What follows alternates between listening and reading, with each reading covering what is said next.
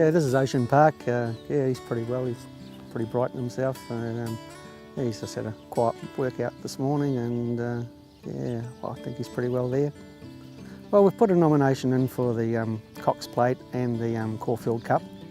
Like he put up a real good gallop in Sydney before the Derby over there, and Lee Freeman timed, and he just shook his head and he says, wow, he says, did he run that time? He said, oh, that horse could win a Cox Plate.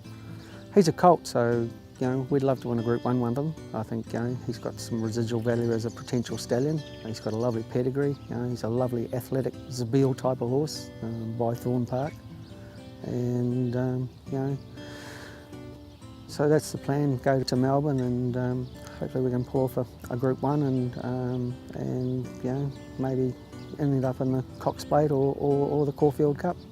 Yeah, we always knew he wanted a decent track, and last spring was exactly the same. I think it was until mid-September that we actually got a trial into him, and he won that. And then it was still wet here, so I took him to Gisborne, which I like taking horses away for a trip. We thought, well, he might be a chance of going down to Wellington or down for the 2,000 guineas. So we've had a trip, and if you get beaten your first start, it doesn't matter.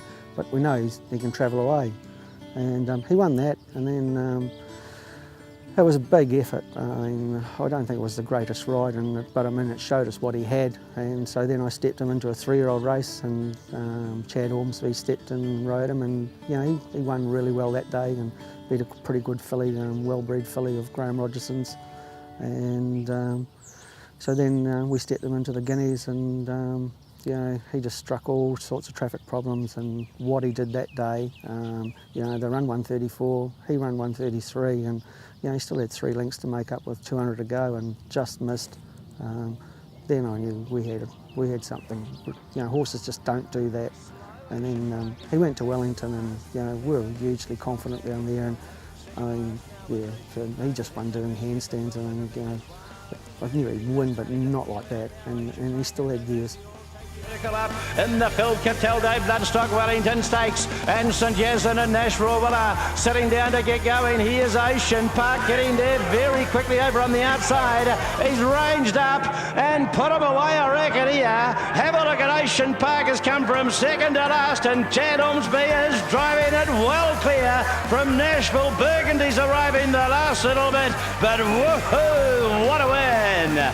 Big performance, Ocean Park, who's come of age. He'll run in the McAfee. We'd ideally like to get a dry track with him. He's a lovely horse on top of the ground. But his trial at Titeco was good, and he's a lot stronger this year and seemed to get through the ground all right.